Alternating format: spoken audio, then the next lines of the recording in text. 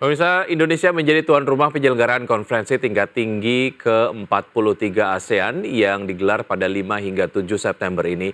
Dan rekan kami Kezia 7 sudah berada di lokasi untuk melaporkan jalannya acara pembukaan KTT ASEAN ke-43 pagi ini.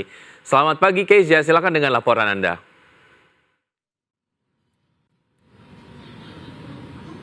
Ya, selamat pagi Wiki dan pemirsa. Sekarang saya sudah berada di Jakarta Convention Center, di mana sebentar lagi akan berlangsung hari pembukaan dari acara rangkaian konferensi tingkat tinggi ASEAN ke-43. Di mana konferensi tingkat tinggi ASEAN ke-43 akan berlangsung mulai dari 5 September, yaitu per hari ini, hingga 7 September atau 2 hari mendatang.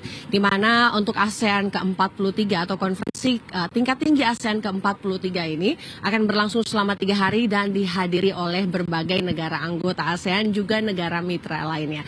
Berbeda dengan KTT ASEAN ke-42 yang sudah pernah berlangsung sebelumnya beberapa waktu lalu di Labuan Bajo, KTT ASEAN ke-42 pada saat itu mengusung banyak masalah isu-isu terkait politik, ekonomi, sosial, juga masalah keamanan di antara negara-negara ASEAN baik internal maupun eksternal. Namun di KTT ASEAN ke-43 kali ini akan mengusung berbagai tema-tema atau sektor-sektor isu yang berhubungan dengan negara-negara anggota ASEAN namun juga dengan negara-negara mitra lainnya. Itu mengapa direpresentasikan dari banyaknya tamu undangan selain negara-negara anggota ASEAN, di mana akan ada 22 negara, 11 negara anggota dan 9 negara mitra lainnya seperti China, Korea Selatan, Jepang, Selandia Baru, Australia, Federasi Rusia, dan juga Amerika Serikat. Juga hadir pemimpin dari Timor Leste yang sebelumnya juga sudah hadir di Investment Forum yang sudah berlangsung sejak 2 September di akhir pekan lalu. Ini menjadi salah satu simbol bagaimana ASEAN menerima Timor Leste sebagai keanggotaan ASEAN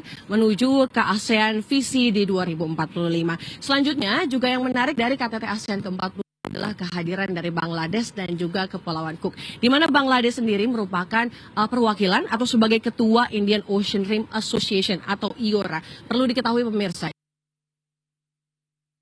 dan juga satu-satunya organisasi kawasan di Samudra Hindia, di mana IORA sendiri atau negara-negara di Samudra Hindia ini merupakan jalur internasional antara Asia dan juga Eropa. Sehingga ini mewakili bagaimana tema epicentrum of growth dari ASEAN sendiri yang berusaha menjadi center atau pusat pertumbuhan ekonomi dunia.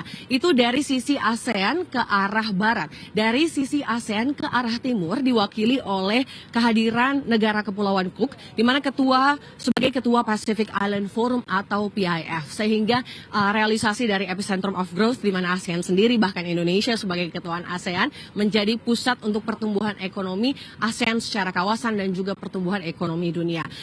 Selain dari negara-negara mitra dan juga negara-negara anggota dari ASEAN juga akan hadir Perdana Menteri Kanada direncanakan, dan kemudian sudah hadir Direktur Eksekutif IMF yaitu Kristalina Georgieva, juga dari Bank Dunia Ajay Banga, dan juga terkait dengan kehadiran kedua negara-negara mitra lainnya. Ini menjadi salah satu representasi bagaimana ASEAN berusaha mengusung adanya pertumbuhan dan relasi ekonomi antara negara-negara anggota ASEAN juga negara-negara mitra baik PB maupun organisasi internasional.